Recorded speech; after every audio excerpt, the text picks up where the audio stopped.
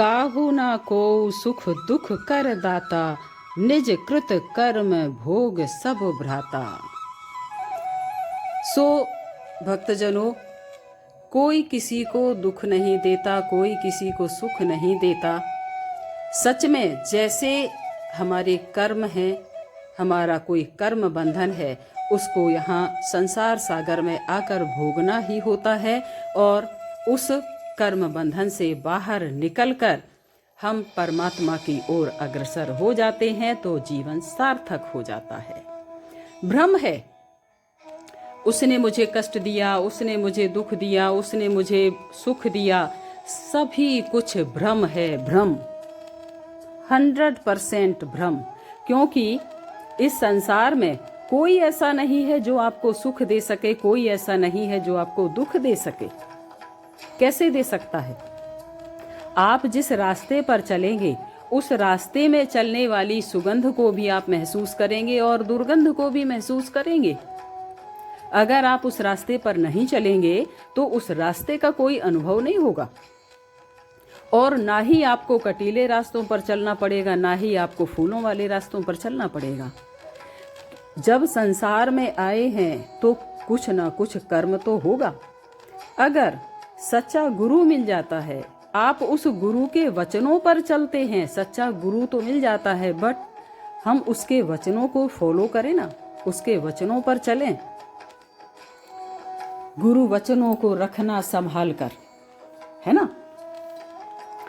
तो ये गुरु की महिमा समझे, क्योंकि इस संसार में जो भी प्राणी आता है, अगर उसको गुरु का सानिध्य मिल जाता है तो सच्चे गुरु की शरण में रहते हुए अगर उनके वचनों को हम सुनते हैं, समझते हैं, उनका अनुसरण करते हैं, उनके वचनों पर चलते हैं, तब हमें किसी भी कर्म बंधन में फंसना नहीं होता।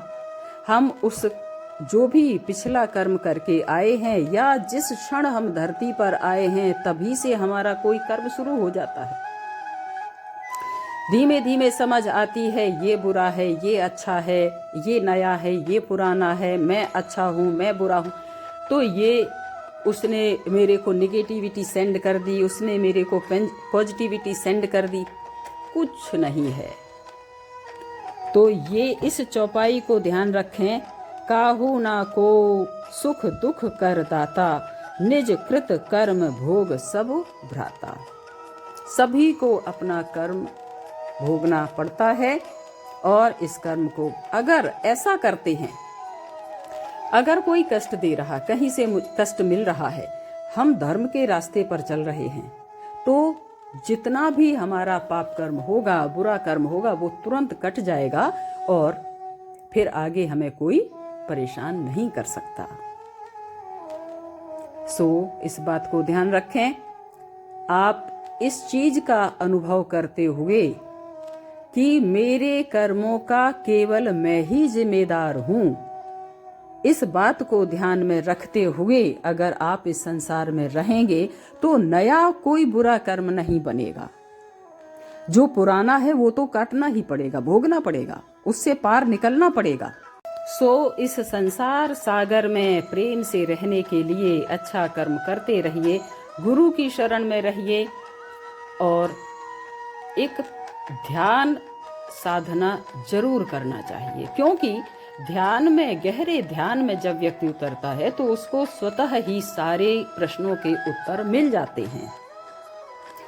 ध्यान जरूरी है, मेडिटेशन जरूर करें और आप देखेंगे कि आपके मन में जो भी प्रश्न चल रहे हैं उनके उत्तर आपको स्वयं मिलने लगे हैं।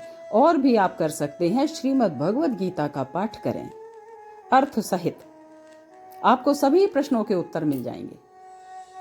सो जय श्री राधे, हर हर महादेव, जय माता दी,